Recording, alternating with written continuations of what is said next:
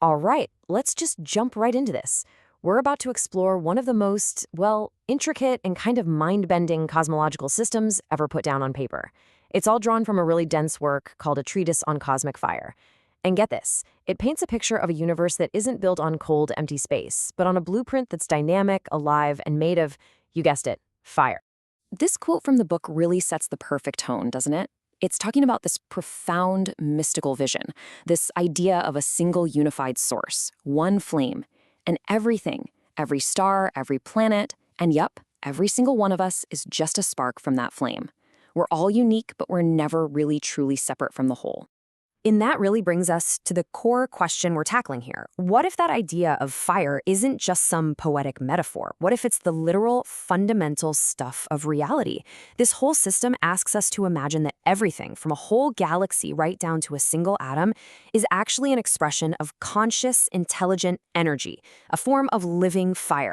Okay, so to understand this fiery cosmos, we've got to start with the basics, right?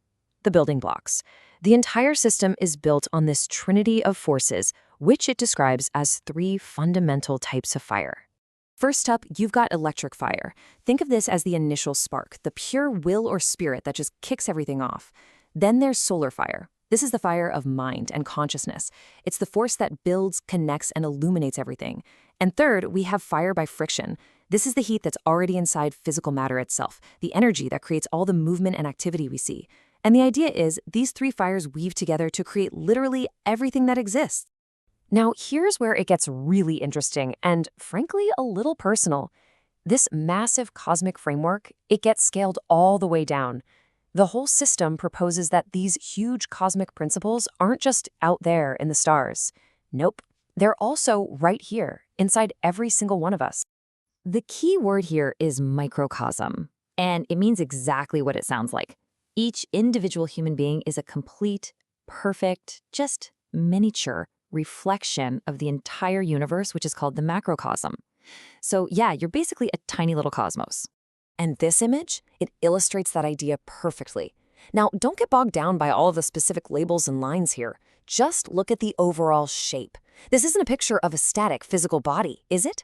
It's a dynamic, swirling vortex of energy and forces. It's showing a human as a complete, self-contained system, a mirror of the much larger system it's a part of.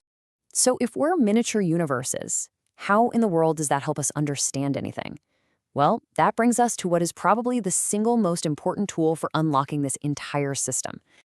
This law is the master key. It's that simple. It says that because the microcosm, us, reflects the macrocosm, the universe, we can actually understand the vast and the unknown by studying the small and the known. You see? By understanding the patterns within ourselves, we can start to grasp the patterns of the entire cosmos. It's the bridge between our everyday experience and the divine plan. And here's a fantastic example of as above, so below. Think about it. We have a life cycle, right? Birth, growth, death. Well, the cosmos has its own unimaginably vast cycles. We are said to have 7 different layers or principles to our being. Well, the cosmos is governed by 7 great conscious entities.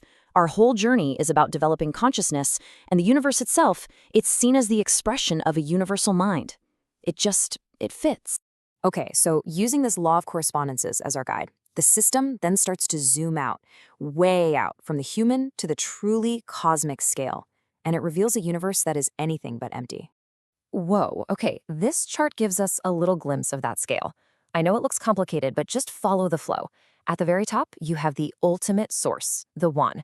And from there, reality sort of cascades down through all these different cosmic planes and divine beings until it eventually manifests as solar systems, planets, and finally, us.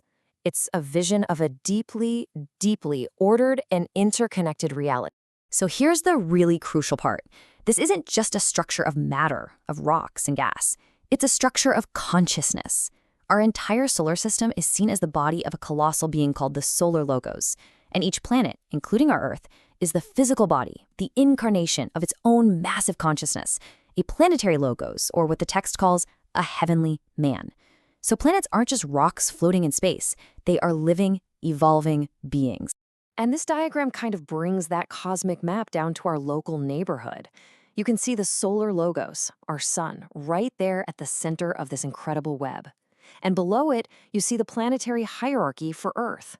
All those connecting lines, they represent currents of force, of consciousness, linking all of these beings into one giant, functioning, living whole. All of this begs a pretty big question. Why? I mean, what is the purpose of this incredibly complex, multi-layered, conscious universe? Well, the answer lies in the idea of a great evolutionary journey. That's it.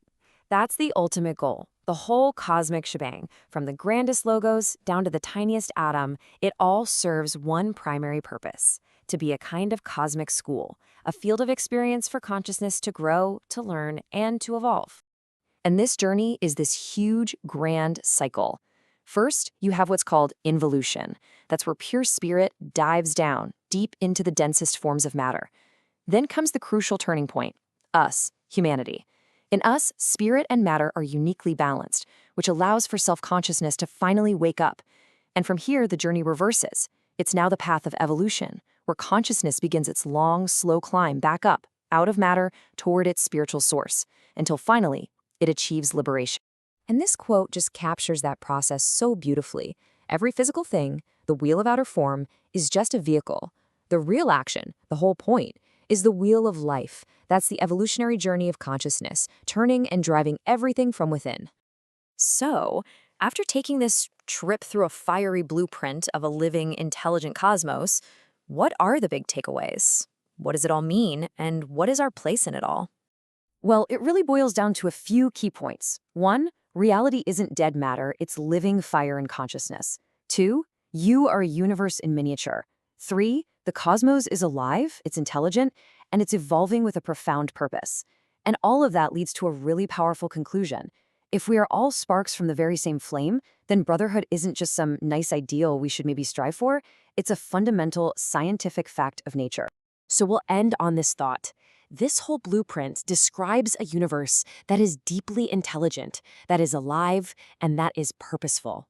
Now, if we were to just entertain that as a possibility, what would that change? It asks us not just what the universe is, but what is our role, and maybe even our responsibility within that vast conscious life. Something to think about.